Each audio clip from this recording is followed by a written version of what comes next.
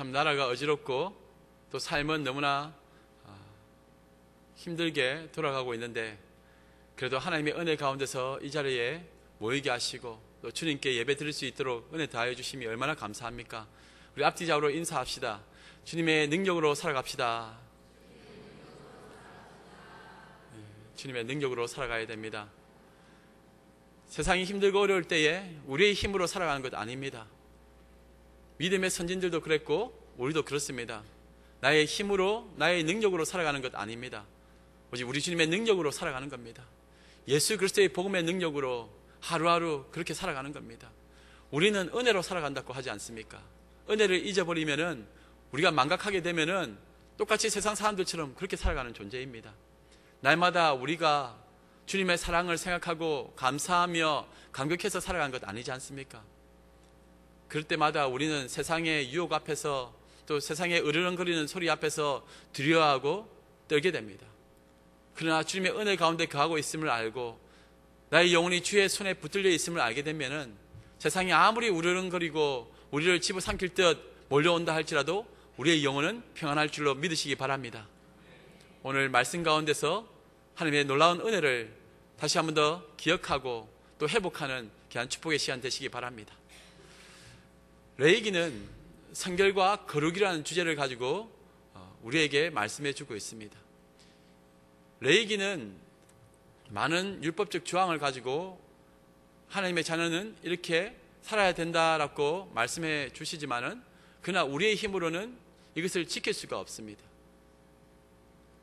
원래 이스라엘 백성들은 하나님의 백성답게 살아가야 됩니다. 그런데 인간은 도무지 자신의 힘으로는 하나님의 백성답게 살 수 없음을 드러내는 것이 이 율법입니다. 율법은 우리가 얼마나 부족한지, 율법은 우리가 얼마나 재성으로 가득 차 있는지를 보여주는 기준이 되는 것입니다. 그래서 율법은 치유의 능력이 없습니다. 우리가 얼마나 함량 미달인지를 보여줍니다. 그래서 613가지의 조항을 다 지킬 수 있는가? 못 지킵니다. 지킬 수 있다고 우리가 소리를 치지만은, 그래 한번 해봐라 하고 주셨는데 지킬 수가 없어요. 창세기 15장에 보면은 아브라함과 하나님이 언약을 맺으십니다. 쪼개진 짐승 사이를 우리 하나님이 지나가십니다. 그런데 원래 고대 건동에서는 짐승을 갈라놓고 그 사이를 계약하는 두 사람이 손을 잡고 지나갑니다. 그 의미는 무엇이냐? 우리 중에 누가 하나라도 이 약속을 어기면은 그 몸을 둘로 쪼개는 같은 형벌을 받아야 된다는 그런 의미로 그 가운데를 지나갔습니다. 그런데 인간은 하나님과 함께 손을 잡고 그곳을 통과하지 못합니다. 인간이 통과할 수 없으니 하나님 혼자 통과하셨는데, 인간은 죄를 지은 인간이 그것을 지킬 수 있습니까? 못 짓잖아요. 죄를 지었잖아요. 그래서 어떻게 됩니까? 그 약속을 지키셔야 되는 우리 하나님께서, 공의로우신 하나님께서 결국은 아들 되신 예수님을 죽이신 것입니다. 우리 대신, 우리가 지키지 못했으니까 우리가 쪼개짐을 받고 죽어야 되는데 그렇게 못하니까 예수 그리스도를 보내셔서 우리를 대신해서 죽게 하신 것입니다. 우리가 대가를 치를 만한 능력도 없고 우리는 그럴 만한 가치도 없습니다. 우리 죄를 위해서 예수 그리스도께서 대신 죽어 주신 것입니다. 이것이 우리에게는 힘이 되는 것입니다. 우리가 자랑할 것은 예수 그리스도의 피밖에 없습니다. 그리스도의 피는 은혜를 상징합니다. 나 같은 죄인이 뭐 그리 대단하다고 우리 하나님이 이 땅에 인간의 몸을 입고 오셔서 대신 죽으셨는가? 그것을 논리적으로 아무리 설명하려고 해도 설명할 수도 없고 또 이해할 수도 없는, 그래서 이것이 얼마나 큰 은혜인가? Amazing Grace, 놀라운 은혜라는 것입니다. 사람의 어떤 말로도 하나님의 그 은혜를 설명할 수가 없습니다. 왜 나 같은 죄인을 내가 좀 어렵게 하고 열심히 섬기고 좀 잘하면은 우리는 그래도 내가 좀 잘하니까 하나님께서 나를 택하셔서 구원해 주셨나? 그렇게 생각하지만은 그것도 잠시이지 않습니까? 돌아서면은 우리는 우리 안에 가득 찬 그 재성을 발견하게 됩니다. 그래서 또다시 내가 죄를 짓는다는 것을 알게 된 이후에는 하나님 앞에 천부의 의지 없어서 손들고 옵니다. 그렇게 고백할 수밖에 없어요. 우리가 주님 앞에서 어떠한 존재인지를 깨닫는 것, 그것이 중요합니다. 세상에 그 어떤 것도 우리를 자유케 해줄 수 있는 것은 없습니다. 예수의 피밖에 없습니다.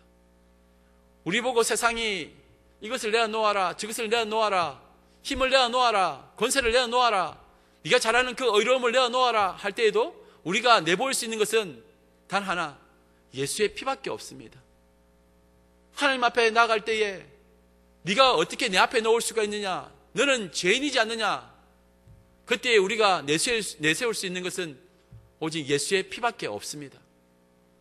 예수의 피를 힘입어 성소에 들어갈 담력을 우리는 얻게 된 것입니다.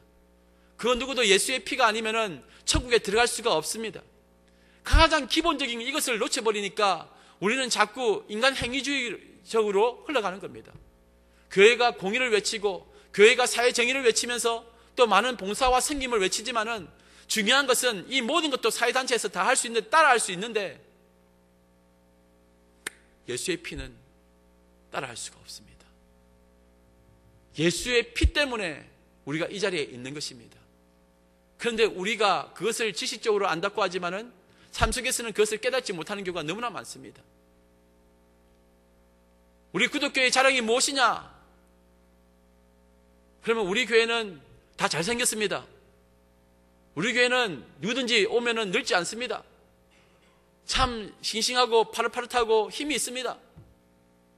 물론 이것도 우리 교회의 자랑이 될 수 있겠지만은, 그런데 예수의 피밖에는 자랑할 것이 없습니다. 구독교회는 예수의 피밖에 없습니다. 그 은혜의 피밖에 없습니다. 이것을 고백할 수 있는 저와 여러분들 되시기 바랍니다. 아무리 세상에 화려한 것을 가지고 온다 하더라도 예수의 피가 아니면 안 됩니다. 천국 가려면 필요한 것이 무엇입니까? 돈입니까? 우리의 공로입니까? 우리의 힘입니까? 이 세상의 선행입니까? 아닙니다. 예수의 피밖에 없습니다. 날 살리신 주님의 그 은혜, 그 대속의 피밖에는 없는 것입니다. 이것을 노래하고 감사하고 찬양해야 된다는 겁니다. 내 아이가 잘 되고, 내가 건강해지고, 내가 물질이 풍부해지고, 내가 세상 가운데서 눌림을 당하지 아니하고 권세를 얻게 된 것, 그것도 감사할 기도 제목이 될 수 있겠지만은 가장 우리가 기뻐하고 즐거워야 될 감사 제목은 무엇이냐? 예수의 피라는 것입니다. 그것을 놓치지 마시기 바랍니다.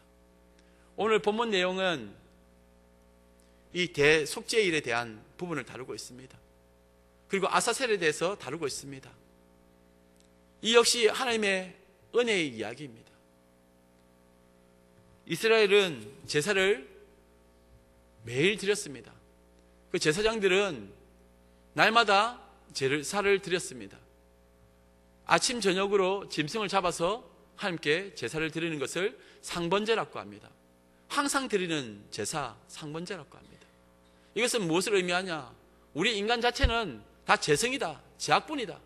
그래서 날마다 속죄를 받아야 되기 때문에 그래서 제사를 드리는 겁니다. 아침 저녁으로 늘 예수의 피로 씻음을 받아야 된다는 겁니다. 그것을 상징하고 있는 것입니다.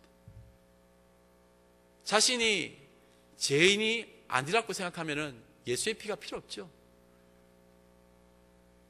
건강한 자는 의원이 필요 없습니다. 병들고 약한 자, 그 아픈 자들에게 의원이 필요한 것입니다. 의사 되시는 예수 그리스도께서 우리를 치유해 주시는 것입니다. 예수가 필요한 것입니다. 그래서 날마다 제약된 우리를 놓고 예수의 피로 씻음 받아야 된다는 것을 보여주는 것이 상번제입니다. 우리의 삶 자체가, 존재하는 것 자체가 제약 덩어리다. 그것을 보여주는 겁니다. 그래서 그 피로 씻음을 받는 것입니다. 그리고 또 하나의 특별한 날이 있는데 이 대속죄일이 있습니다. 1년에 한 번 이날에 이스라엘 민족 전체를 위해서 제사를 드립니다. 그런데 이것은 일반적인 제사와는 다르게 특별한 제사를 드리게 되는데 제사장들이 많이 있습니다. 그 중에 대제사장이 이 지성소 안으로 들어갈 수 있는 유일한 하루가 바로 이 대속죄일입니다.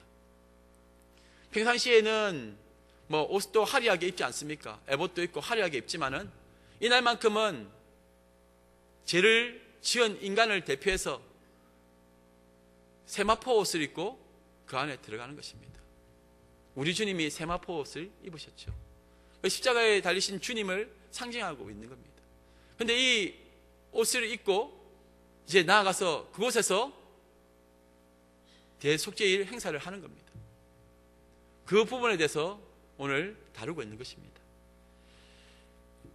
이스라엘의 그 유대력으로는 7월이 1월이 되는 것입니다. 첫 해가 7월에 시작되는데 나팔절부터 시작해서 바로 시작되어집니다. 그래서 수장절도 들어있고 그 중에 또 7월 10일이 되면은 대속죄일이 되는 겁니다. 이날에 이제 이스라엘 백성들이 모이고 그 제사장은 대제사장은 그날 이스라엘 백성을 위해서 제사를 드리게 되는 겁니다. 이 지성소는 아무나 아무 때나 들어갈 수 있는 것 아닙니다. 하나님께서 엄격하게 구분하셨습니다. 성막이 있고요. 그리고 그 안에 뜰이 있습니다. 그 뜰 안에 이제 이 지성소가, 성소가 있고 그리고 지성소가 들어 있습니다. 그 지성소 안에는 속죄소가 있는 겁니다. 법궤가 있습니다. 법궤 위에 뚜껑이 있지 않습니까? 그 천사 그룹이 둘이가 날개를 이렇게 맞닿이고 있고 무릎 꿇고 있는 그게 이제 그 뚜껑 자체를 바로 속죄소라고 합니다. 여기에다가 이제 피를 뿌리고 그 제사를 지내게 되는데 이 과정이 여기 설명되어져 있습니다. 좀 더 구체적으로 살펴보겠습니다. 이 성막은 뜰, 성소, 지성소 이렇게 세 부분으로 나눠집니다. 이방인의 뜰이니 문뜰이니 하면서 많이 나옵니다. 근데 여러분들이 기억해야 될 것은 이 뜰에는 번제단과 물두멍이 있습니다. 이 번제단, 제사 지내는 곳이죠. 그곳에서 양이든 소를 잡아가지고 태우고 올리는 곳입니다. 그곳이 있고 또 물두멍이라는 것이 있습니다. 커다란 둥근 대야입니다. 노수로 만든 대야입니다.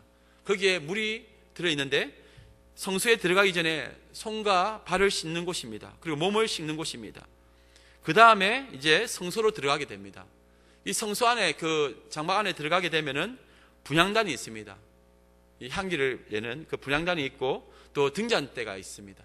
그리고 떡상이 있습니다. 이 성소에서 이제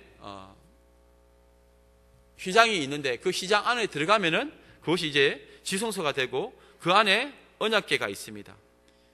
그 법궤라고 하는데 이 법궤가 이제 여러분들 저번에도 제가 설명했듯이 예수 그리스도를 상징하는 겁니다. 황금으로 이렇게 밖은 이렇게 붙여져 있는데 그 안에 뭐가 들어있느냐? 그 만나를 담았던 빈 항아리, 그리고 아론의 쌍난 지팡이, 그리고 10개의 돌판이 들어있죠. 그것이 그 안에 들어있습니다. 인간의 연약함, 인간의 재성, 인간의 부패함을 다 간직한 물품들입니다.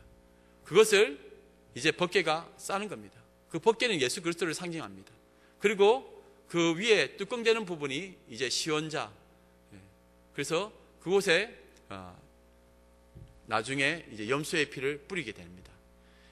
그래서 이곳은 아무나 들어갈 수 있는 곳이 아니라 1년에 한 번 대제사장이 들어가게 됩니다. 여기에 보면은 오늘 특별히 이제 대속죄일에는 이 대제사장이 자신을 위해서 먼저 제사를 지내도록 합니다. 그래서 그 제사를 지낸 다음에 이제 민족 전체를 위해서 이제 제사를 지내게 되는데 그것은 염소 2마리를 준비합니다. 이 염소 2마리를 준비하는데 하나는 이 속죄를 위해서 속죄소에서 뿌려질 그 짐승으로 사용하고 하나는 아사셀이라는 것을 위해서 준비를 하는 것입니다. 먼저 이 순염소 2마리 중에 1마리를 이제 제비를 뽑아가지고 제물로 삼아야 되는데 잡아서 피를 흘리게 해야 되는데 이것을 이제 제비를 뽑아서 정해지면은 이 순염소는 그 자리에서 잡습니다.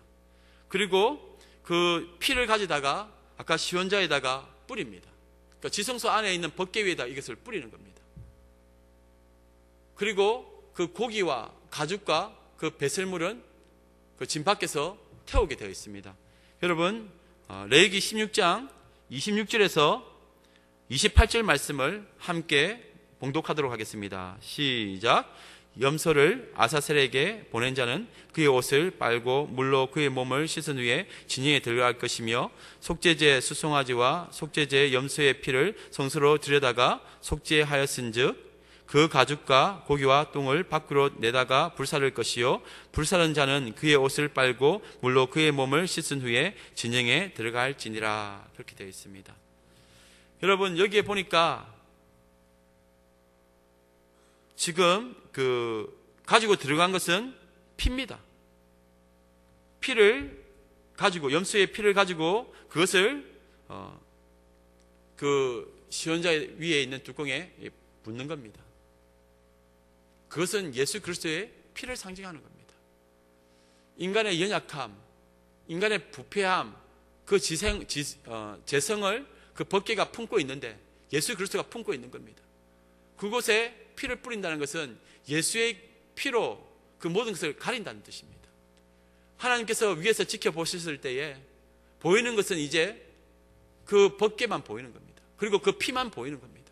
그 안에 있는 우리의 연약함, 우리의 인간의 죄성과 그 악함은 다 가렸다는 겁니다. 그리고 그 나머지 고기와 가죽과 똥은 영문 밖에서 태워버립니다. 이 영문 밖에서 태워버리는 이 행위가 히브리서에도 나오고 있습니다. 여러분, 히브리서 13장 11절에서 13절까지의 말씀을 보면은, 이는 죄를 위한 짐승의 피는 대제사장이 가지고 성소에 들어가고 그 육체는 영문 밖에서 불사름이라. 그러므로 예수도 자기 피로써 백성을 거룩하게 하려고 성문 밖에서 고난을 받으셨느니라. 그런즉 우리도 그의 치욕을 짊어지고 영문 밖으로 그에게 나아가자. 그렇게 되어 있습니다.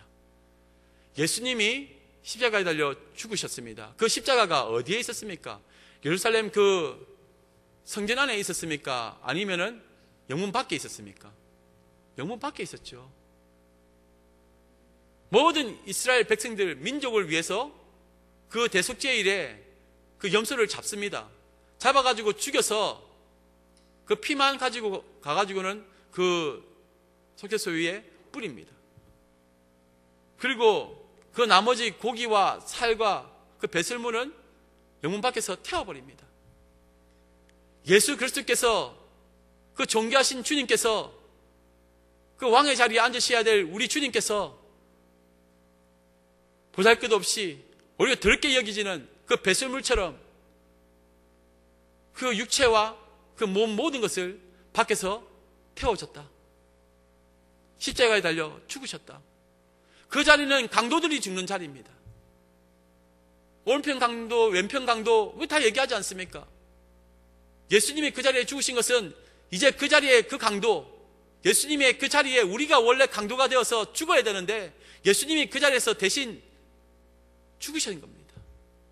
세상이 조롱하고 미워하며 분노하고 더럽게 여기고 수치스럽게 여겼던 그 예수님의 자리가 바로 우리의 자리라는 것입니다. 그곳에서 예수님이 죽으셨음을 보여주고 있는 것입니다. 예수님이 피를 흘리심으로 말미암아 우리가 구원을 얻게 된 것입니다. 이것을 우리가 잊어버리니까 그 은혜를 값없이 생각하고 마음대로 사는 것입니다. 예수 그리스도의 복음의 능력, 그 은혜를 생각하는 사람은 하루를 살아도 주님 앞에서 온전하게 살기 위해 몸부림칩니다. 아니, 내가 이제 구원받았으니까 내 마음대로 살아도 되지 않느냐. 그렇게 사는 사람은 정말 구원받았는지 고민해봐야 됩니다. 그렇게 반복되어져서 자신이 마음대로 살아도 된다, 그렇게 생각한다면은 그 사람의 구원이 과연 이루어진 것인가? 하나님의 백성은 그렇지 않습니다. 나 같은 죄인 살리신 그 주님의 은혜, 때로는 우리가 실수할 수도 있고 잘못할 수도 있고 나쁜 계획을 세울 수도 있고 죄를 짓지만은, 그러나 그 즉시 또 깨닫게 되고 주님 앞에 손들고 오는 것입니다. 세상의 배설물같이 여겨지고 세상에서 조롱하고 오히려 강도들이 우리들인데 예수님을 강도같이 여기고 죽여버린 것 아닙니까? 그것을 생각해라는 것입니다. 또 하나는 여기에 아사셀이라고 되어 있습니다. 이 아사셀이라는 단어의 뜻은 사라진 염소, 보내진 염소라는 뜻이 있습니다. 이제 한 마리는 죽었습니다. 이제 이 한 마리 남은 염소를 데려다가 저 멀리 돌아올 수 없는 저 멀리 강야까지 데려갑니다. 그리고 그 염소를 풀어서 보내버립니다. 보내어진 염소, 사라진 염소, 들여진 염소라는 뜻이 이 아사셀입니다. 또 하나 이 아사셀의 또 의미가 악령에게 보내는 염소, 사탄에게 보내는 염소, 그런 의미가 있다는 겁니다. 이 염소의 운명을 한번 생각해 보십시오. 이 광야로 내어 보내는 겁니다. 아주 멀리 그 진 밖으로 해서 멀리 가서 광야로 보내는 겁니다. 모든 인간의 죄를 다 짊어지시고 예수님이 십자가에 달려 죽으셨습니다. 우리의 아사셀이 되셔서 죽으신 것입니다. 그 광야로 간 염소가 무엇을 상징합니까? 하늘 보좌에 계셔야 될 우리 주님이 이 땅으로 내려온 것, 이 세상이라는 광야 가운데 내려온 것 자체가 아사셀이 된 것입니다. 죽으러 오신 것 아닙니까? 그리고 광야로 가면은 먹을 것이 있습니까? 뭐가 있습니까? 그곳에서 맹수가 나타나면은 그 어떤 것도 보호할 힘이 없으니 잡혀 죽는 것입니다. 그래서 세상에 뜯겨서 죽는 존재, 그 악한 세상에 뜯겨 죽는 존재, 그것이 바로 예수 그리스도가 되시는 겁니다. 그 세상이 누굽니까? 즉 로마 군병이나 빌라도나 그 제사장들이나 바리새인들이나 이런 사람들만 얘기하는 겁니까? 아닙니다. 여기서 물어뜯어 죽이는 존재가 누구냐면은 바로 우리라는 것입니다. 우리가, 무지한 우리가 그 예수 그리스도를 물어뜯어 죽였다는 겁니다. 그것을 아사셀로 표현한 것입니다. 광야로 보내어진 염소, 죽음의 자리로 홀로 걸어가신 예수 그리스도, 세상의 그 무지한 세상 사람들 가운데서 다 예수 그리스도를 물어뜯어서 죽여버리는 이 세상의 맹수가 바로 우리들이지 않습니까? 십자가에 달려 죽으신 사건, 그것을 예표하고 있는 것입니다. 광야로 가신 예수 그리스도, 우리가 예수 그리스도로 인해 구속을 받았습니다. 그래서 히브리서 13장의 말씀처럼 13절에 그런즉 13장 13절에 그런즉 우리도 그의 치욕을 짊어지고 연문 밖으로 그에게 나아가자, 그렇게 되어 있습니다. 무슨 뜻입니까? 결국은 우리가 머무는 곳은 그 예루살렘 화려한 곳이 아니란 겁니다. 우리가 사는 이 세상, 물어뜯고 죽이는 이 세상 가운데서 믿는 성도들이 그렇게 예수님처럼 죽어야 한다는 것입니다. 그러니 마음이 아프고 힘이 든 겁니다. 우리가 세상 살아가면서 예수 때문에, 예수 그리스도의 그 복음 때문에 상처받고 아파하고 괴로워하는 것 몇 번이 있습니까? 어떤 사건, 어떤 행위에 집중하지 마시고 그저 성도는 이 세상 가운데 결국은 영문 밖으로 나가서 그 보잘것도 없고 오히려 수치스럽고 더러운 존재, 배설물같이 버려진 존재라는 것을 기억해야 됩니다. 그리고 그 아사셀처럼 세상 가운데 물어뜯겨 죽는 존재라는 것을 생각해야 됩니다. 그것이 십자가의 길입니다. 우리 주님이 그렇게 걸어가셨습니다. 우리 주님이 먼저 그렇게 죽으셨는데 오늘 히브리서 13장 13절 말씀에 우리도 그의 치욕을 짊어지고 연분 밖으로 그에게 나아가자고 그렇게 되어 있습니다. 예루살렘 안에 머물려고 하고 그의 영광 안에 그냥 머물기만 하기를 바라는 우리의 모습, 십자가 짊어지고 골고다 언저길 저 영문 밖으로 가는 줄 알았는데 알고 봤더니 십자가 지고 오히려 그 십자가를 자신의 이익의 수단으로 만들어버리고 결국은 그 십자가로 자신의 왕의 자리로 올라가 버리는 사람들이 얼마나 많습니까? 십자가는 예수 그리스도 그 은혜를 상징하고 있지 않습니까? 그러니 오늘 말씀을 잘 기억해야 됩니다. 날마다 세상은 우리를 공격하는 것이 맞습니다. 내가 세상 살아가는데 한 번도 세상에서 고난을 당하지 못하고 한 번도 나는 아픔이 없고 슬픔이 없었다. 어떻게 성도로 살아가는데 아픔이 없고 고통이 없고 눈물이 없을 수가 있습니까? 사망의 골짜기를 가는데 두려움이 없을 수 있습니까? 아픔이 없을 수 없지 않습니까? 다 아픔의 자리죠. 믿음의 자리가 바로 그겁니다. 그냥 그리스도인으로 살아간다는 것 자체가 고난이고 슬픔 많은 인생길이라는 것입니다. 저 세상 사람들이 당하는 고난은 그 형벌의 결과로 받는 것이고, 믿음의 자녀들이 받는 고난은 하나님의 기쁘신 뜻 가운데서 십자가의 길을 걸어가는 과정에서 일어나는 것입니다. 그래서 예수 그리스도의 모습으로 닮아가도록 주께서 때려 부수고 깨뜨리신다는 겁니다. 세상은 우리에게 계속 그렇게 공격해 올 것입니다. 우리가 걸어가는 길은 주님께서 먼저 걸어가신 길임을 기억하시기 바랍니다. 믿음의 생활을 한다는 것 쉽지 않습니다. 예배 드리는 것, 찬양하는 것, 그리고 물질을 아꼈다가 주님 앞에 예물로 드리는 것 다 중요합니다. 그런데 그것보다도 더 중요한 것이 있습니다. 우리의 몸과 마음을 주께 산제사로 드리는 것입니다. 그것이 전제되지 아니하는 그리스도인은 아무런 의미가 없습니다.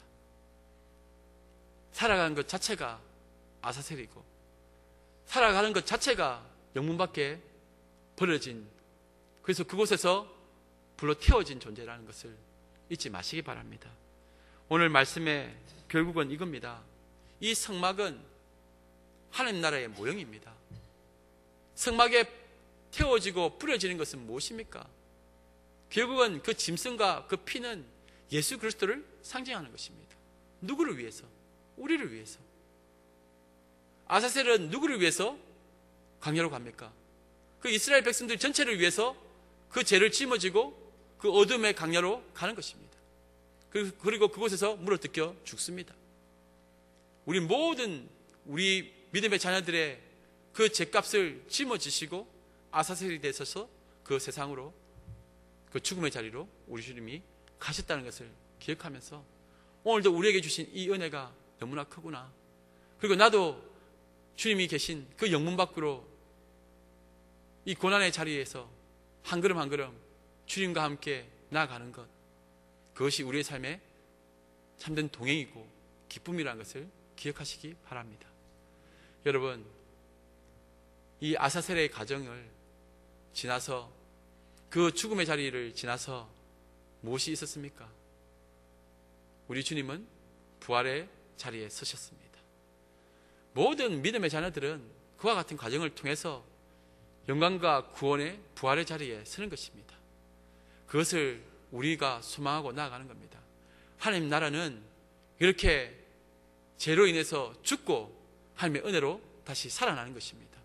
날마다 죽지만 날마다 주의 은혜로, 부활의 능력으로 살아나는 존재가 우리라는 것을 기억하면서 힘있게 살아가시기 바랍니다. 함께 기도하겠습니다. 사랑과 은혜가 충만하신 하나님 아버지, 우리가 스스로 거룩해질 수 없다는 것을 알게 하신 주님 감사합니다. 우리의 거룩을 위해, 우리의 구원을 위해 오늘 말씀에 보니까 주님께서 그렇게 죽임을 당하셨고 피를 흘리셨으며 영문 밖에서 수치스럽게 죽임을 당하셨다는 것을 알게 되었습니다. 또한 우리의 아사셀이 되셔서 저 광야에서 물어뜯겨 죽었다는 것도, 죽으셨다는 것도 알게 되었습니다. 국률에 풍성하신 하나님 아버지, 그 은혜 아래 거하는 우리들이 되게 하여 주시옵소서. 값싼 복음, 값싼 은혜가 되지 않도록 우리의 마음을 정결케 하여 주시고, 아버지 하나님, 세상 속에 살면서 예수의 피밖에는 자랑할 것이 없는 우리들이 되게 하여 주시옵소서. 주님, 천국 백성의 삶을 살기 원합니다. 천국 가기 원합니다. 그리고 이 땅에서도 천국 백성으로 그런 삶을 누리고 살아가기를 원합니다. 국률에 풍성하신 하나님 아버지, 그 어떤 것으로도 되지 아니하고 오직 예수의 피밖에 없음을 고백하오니 믿음으로 살아가는 저희들 다 되게 하여 주시옵소서. 그런즉 우리도 그의 치욕을 짊어지고 영문 밖으로 그에게 나아가자 했으니 주님 앞에 우리가 영문 밖으로 나아가는 우리의 믿음 가지게 하여 주시옵소서. 감사드리며 예수님의 이름으로 기도드리옵나이다. 아멘.